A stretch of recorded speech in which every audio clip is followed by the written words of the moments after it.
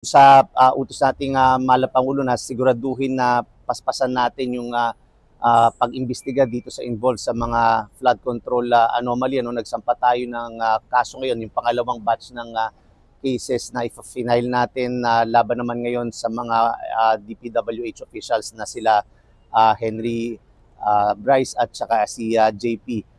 Itong tatlong to na alam natin na involved sa flood control projects dyan sa Bulacan. Ano po yung mga natuklasan natin nung nag-iimbestiga tayo sa pamumuhay ng tatlong ito? Nakita natin na based on dun sa mga lifestyle checks na ginawa natin, yung kanilang mga ginastos, na nakuha rin natin yan sa mga pagdinig na ginawa sa Senado, at yung mga kanilang mga ari-arian, nakita natin na hindi tugma ito sa kanilang kinikita or yung mga reported na mga revenues nila at mga binayarang buwis. Kaya naman nagsampa tayo ng kaso. Ang total tax liabilities na nakita natin dito sa tatlong ito ay umaabot na mahigit 1.6 billion pesos. Ano sir yung mga kung po doon may tinitingnan pa po ba kayo sa kanila as far as the three are concerned? Sa tatlong ito, ito yung tax evasion na nasampa na natin sa kanila. Ito yung nakita natin na unreported na income nila. Total again is more than 1.6 billion pesos. Yung mga iba namang kaso, alam ko, patuloy pa rin yung pag-imbestiga naman ng ibang opisina. Dahil dito sa amin, ang kasong isinampa namin ay tax evasion yung mga hindi nakita nila. Sir, ilang taon na ipon yung 1.6 billion na tax liability? Ang 2020 to 2024 taxable years ang involved dito. Sir, gaano ka? May tax kung tinitingnan din na hindi nabayaran. Yan din in fact iba yung yung sa sasakyan nila, meron kasama yan sa asset na nakita rin natin. So sinama rin natin sa tax liabilities na dahil nakabili sila ng ganyan pero hindi naman tugma based sa kanilang income tax or yung mga binayarang buwis ay wala silang kakayanan bumili ng ganitong mga mamahaling sasakyan. Sir, nabanggit po yung SALN. Gaano po naging importante po yung role ng SALN sa investigation nyo for lifestyle checks and tax evasion? Importante dahil sa SALN natin makikita kung magkano rin ang dineclare nila na mga or magkano ang assets or kung ano-ano yung mga ari-arian nila. Kaya naman nakita natin na itong mga ari-arian na to, tas yung iba yun nga hindi yan tutugma doon sa aming records na kita nila. Sir, meron din daw po kayong kinonfirm sa PAGCOR. At di ba itong tatlo to known na nagpupunta lagi sa casino? Ano po yun ang kaplasan doon? The money that they're bringing there?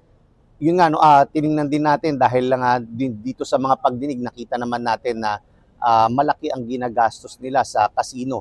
So itong mga daan-daang milyon na ginagastos nila sa casino, siyempre saan naman din yung galing. So verify din natin at nakita natin na totoo nga na meron talaga silang mga ginastos dito sa casino na ilang daang milyon. Kaya naman sinama rin natin yan sa ating naging assessment. Sir, speaking of casinos po, hindi po ito first time, sir, na nagagamit po ang mga casinos on money laundering. Meron po bang cooperation with casinos para kung sana ma-crackdown itong money laundering scheme na ginagamit po itong gambling? Titingnan natin kung paano tayo mag-coordinate sa kanila para naman sa mga future investigation din natin. And again, yung sinampa natin dito na kaso, hindi pa rin dito magtatapos ito. Patuloy pa rin. Siyempre, hindi iba-iba lang ang timing na ginagawa natin. So nauna na tayo nagsampa ng kaso laban sa mga diskayas at dun sa isang kumpanya niya. Patuloy pa rin ang investigation dun sa ibang kumpanya at yung mga involved din sa mga flood control projects ay patuloy, whether yung mga contractors at yung mga personalities involved na nami-mention. So sir, itong pera po na dinadala na sila sa casino is intentional po to launder the money, the money that they receive from the kickbacks, para hindi siya ma-detect. Ganun po yung ginawa niya. Mukhang yan ang lumalabas, yan din ang parang opinion nung nagkaroon ng pagdinig dyan sa Senado.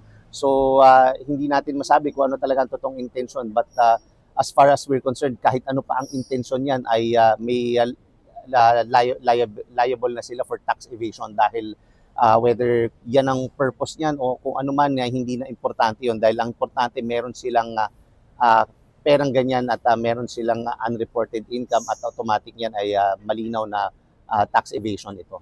So i-compel ba sila na ibalik yung 1.6 billion na Bale, siguro ang correct term hindi ibalik dahil ito tax bayaran. So iko-compel natin sila na bayaran yan at hahabulin din natin lahat ng mga ari-arian nila para masigurado na mabayaran ito. Sir, anong possible na bayad dito if ever na hindi nabayaran in cash? Posible bang makumpis kayo mga gamit nila? Posible yan dahil lahat yan na personal liability nila. So hanggat hindi bayad yan ay patuloy yung pagiging pagsingil namin. So hahanapin din lahat ng mga ari-arian nila, kukunin din natin na mga sasakyan, kung ano man na makita natin na kanilang pagmamayari. Sir, you mentioned yung kahalagahan nitong SALN ng investigation ninyo, and there are already senators who released, actually almost all of the senators already released their SALN. Magkakaroon din po ba ng initiative ng BIR to do lifestyle checks sa kanila? Kasi ilang din po senador na nagdadawit na rin po sa flood control scandal. Again, lahat ng mga personalities na involved ay titingnan po natin. So wala po tayong pipiliin, talagang lahat po ng lahat po ng mga involved, lahat ng na-mention, lahat ng mga personalities ay iimbestigahan po natin. But currently, sir, are we investigating any lawmakers po based on the SALN declaration and then checking their properties? Meron naman po meron po tayong mga iimbestigahan. Ilan po yung mga senador? Hindi ko masabi kung ilan, pero lahat po ng involved dito. Lahat po yan ay iimbestigahan po Ano natin. yung say involved, sir? Ano to, yung mga na-mention sa Senate? Lahat po na na-mention, definitely. Sir, kasama din dyan possible kasi dun sa mga investigation lumalabas din sa money laundering scheme na to, kasama yung ibang mga private contractor, yung mga tropa daw allegedly nitong sila Bryce Hernandez. So kasama sila? Kasama rin, basta again, lahat ng personalities, walang makakalusot dyan. Titingnan po natin na lahat. But again, tandaan lang po natin na ang investigasyon ng BIR ay limited lamang sa possible tax liabilities, tax evasion. Hindi BIR ang nag-iimbestiga ng graft and corrupt na niyan. So ang titingnan lang talaga natin kung tugma ba ang mga revenues sa mga ginagastos at mga ari-arian nila, at kung hindi nagbayad ng tamang buwis ay yan ang habulin natin. So yung pag-conduct natin ng lifestyle checks ay ikukumpara lang yan sa buwis na binayaran or hindi binayaran. Sir, sa DE po itong mga na-investiga itong kinasuhan natin, nireklamo natin ngayon. Are we filing or do we have motu proprio investigation sa mga other DEs? For example, sir, sa Cebu, na malaki yung flood control projects na nandoon, and yet wala pong mga nakitang flood controls. May motu proprio investigation ba tayo sa mga DEs doon? Yes, lahat again meron din yan. So tinitingnan din natin yan. Lahat ng hiningi na rin naman natin yan. Lahat ng napatunayan kasi kailangan natin ng DPWH, ang tulong ng DPWH dahil sila naman na magsasabi na ghost projects ito. So lahat ng ma-identify at lahat ng na-identify na ghost projects at lahat ng involved dito sa mga na-identify na ghost projects at anomalous projects ay iimbestigahan natin. What about contractors who donated to politicians? Ano na po yung update sa investigation? Tinitingnan din natin yan, tinitingnan din natin yung capacity rin nung nag-donate. At pero again, yan lang ang limited tayo dun sa investigation natin, whether or not bayad yung mga buwis niyan at kung may capacity yung nag-donate. Dahil kung merong ibang pagkakamali dyan, ibang ahensya ang may saklaw nung ganyang mga violations. Kung maiba lang ako, nanghingi daw kayo ng SOSE sa COMELEC. Para saan yun at sino yung mga kandidatong hiningi nyo yung SOSE? Ang paghingi naman natin ng SOSE dahil titingnan naman natin, dahil ang lahat ng kandidato, pag kumandidato yan, kinakailangan nilang i-report yan din sa BIR kung ano-ano ang mga tinanggap nila at kung magkano ang ginastos nila. Kung may natira yan, ay kinakailangan nilang magbayad din ng buwis doon sa natirang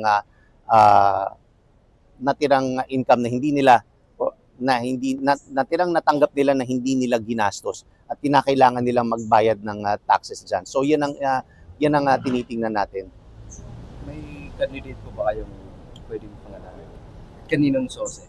Wala, lahat ng SOSE tinitingnan natin dahil siguro gusto lang natin din masigurado na lahat ng mga donations ay properly accounted for at lahat ng mga expenses properly accounted for at kung may kinakailangang buwis na binayaran sila, dapat nabayaran ito. Sir, kasama yung kay Senator Cheese Escudero? Kasama po lahat yan. Lahat po na elected officials, sir. Lahat po ng elected officials. Kaya naman nagkaroon din tayo ng MOA with the COMELEC para masigurado rin na lahat ng mga nag-contribute sa mga nagkandidato ay nagbabayad din at tumutupad sa obligasyon pagdating sa pagbubuwis. Sir, pwede pa bang habulin ng mga hindi nasasampahan ng reklamo yung tax liability sila? For example, yung mga DEs ng ibang probinsya, wala pa sila, sa panood nila itong interview nyo, pwede pa ba sila maghabol at mawawalan sila ng liability sa DIR? Kapag nagsimula na kasi ang audit natin, na-issuehan na natin karamihan ng mga LOA. So ibig sabihin yan, hindi na nila yan ma-amend at hihintayin na lang talaga, mag-cooperate na lang sa aming investigation. At kailangan nila talagang bayaran yan dahil kung hindi nila bayaran yan ay hahabulin din naman natin lahat ng mga ari-arian nila. Pagka napatunayan pagka na-convict sa korte, dahil ang sunod nito ay isasampayan sa korte at pagka na-convict sa ay may parusang pagkakakulong ito. Thank you. Tinitingnan din naman natin, nakabili siya ng ganyan, so nakinita siya. So talagang kasama pa rin yan sa naging assessment natin. So kung i-connect doon sa forfeiture, so separate talaga siya? Separate ang Separate proceedings po. Separate talaga yan. Kaya nga yung sinasabi natin, yung accurate nung tanong na isosole o hindi dahil yung sole doon sa hindi sa akin yon. Kung isusoli man yan yung pinag-uusapan na restitution, di ba? Walang restitution dito dahil ito tax liability, ito pinakailangan bayaran. Kailan mangyayari pag na yun sa court, pagka court ang magpapabayad sa kanila? Ganun ba yun, sir? Itong tax? Yung tax liabilities. Hindi, ito, sinisingil na namin ito. Sinisingil nila yan. So hindi na kailangan ng court. Hindi kailangan ng court. BIR na yun. Itong gagawin na ng court is yung kulong. Pag na-convict sila sa tax evasion. So ang tax evasion kasi is criminal. Pero iba yung tax liability nun. So kunyari, sabihin na natin na ma-acquit sila kunyari in the future ng korte. Kung man i-acquit sila, it doesn't mean na hindi yan kailangan bayaran. Na-absorb na sila sa tax liability. Oo, Kasi ang iba ang criminal liability. Iba ang criminal liability. So as far as the tax liability is concerned, ngayon pa lang sisingilin na namin yan. And within quasi-judicial powers. Yes. So ngayon pa lang, talagang aanhin na namin yan. Oo. Sorry sir, kung mag-correct sila, meaning magbayad sila, tuloy pa rin Tuloy yung criminal case. Ang Absorb mawawala lang lang, sila sa tax liability, wala na kaming sisingilin sa kanila. Tapos na yung tax liability pagkabayaran yan. Pero it doesn't mean na na sila. Parang lang din yan di ba? Kunyari yung mga normal na criminal case, estafa, binalik mo yung pera, pero tapos na pwede ka pa rin makonvict. Ito ganun din, binayaran mo yung tax liability, pero pwede pa rin makonvict. Sa criminal liability, sir, naging mitigating circumstance pa pag nagbabayad ka ng tax liability? Bababa ba yung sentence mo sa criminal liability kapag nagbayad ka? Baka pwede kasi discretion ng judge yung may range yung penalties So kapag baka pwedeng yung pinaka-minimum yung i-impose niya dahil nag-ooperate naman. So yan ang pero again, mako-convict pa rin at kulong pa rin. Kulong yan, sir. Sir, sa PDAF, di ba may tax evasion cases din doon? So what did you learn? Anong natutunan o ginagamit na learnings ng BIR from the past corruption scheme dito sa sa flood control scheme? May similarities ba? Paano nyo pinaprepare yung complaints para talagang foolproof pagdating natin sa court saka sa CTA if ever i-appeal nila? Importante yung yung coordination with government agencies dahil mahirap naman matuntun ng BIR yan yan din ang isang laging tinatanong, bakit ngayon lang kung kailan na-expose yung kasi natural ngayon lang talaga makikita ng BIR yan dahil ngayon lang naman nalaman na ghost project dahil hindi naman saklaw ng BIR na tingnan yung proyekto na yan. As far as BIR is concerned, pag inaudit mo yung mga negosyo na yan, yung mga contractors na yan, meron silang certificate of completion from DPWH, binayaran ng DPWH. Imagine mo kung questionin pati namin yun, dinagalit na rin yung mga contractors na sasabihin, may proof na nga na completed yung project based sa certification ng DPWH, di ba? So, kaya parang on paper, lahat naman ng audit namin based on paper lang documents lang naman ang BIR tinitingnan niya. So may certificate of completion yan coming from the government agency involved. At sila yung may obligasyon na i-inspect at masigurado na na-accomplish itong mga projects na to. So nasasubmit nila yon, kaya wala talaga kaming makikita. Kaya ngayon na PWH mismo nagsabi na hindi completed ang project, malinaw at mabilis yung magiging pag-audit namin. Pero kinakailangan talaga namin ng tulong ng mga government agencies dahil sa mga ibang agencies talaga magmumula at magiging patunay namin kung ano talaga ang nangyari sa mga pinapagawa nilang mga proyekto. So yung Diskaya, may part po ba yun? May dagdag pa kayo? Yung mga companies niya, kasi di ba marami sila mga companies. So ang nasampahan natin na last time was St. Gerard. So marami pa yung mga St. Timothy, ang dami niyan so definitely yung mga ibang companies pa niya parating pa. Ang dami kasi dahil naging complicated dahil puro mga joint ventures So hinanap pa namin yung mga joint ventures ng mga iba't ibang kumpanya na yan. So sir, roughly ilan pa yung iniimbestigahan nyo? Yung mga contractor, mga politiko, mga companies? Sobrang dami. Sobrang dami. Hundreds. Definitely. More than mga 200 plus yan. More than. So yan, isang talaga parang department, malaking bilang ng mga tao nyo talaga yung nakatutok. Oo.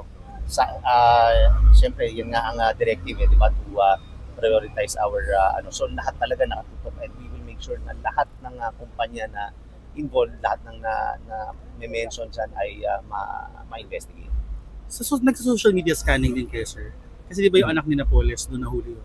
Nagpo-post siya sa vlog niya, hindi Diskaya dun sa mga vlogs, interviews niya. So part ba ng investigation nyo yung data scouring through the internet? Yes, in fact, ako mismo, meeting ako, ko dyan, minsan nakakakita ako, pino-forward ko lagi para ma-check natin yan.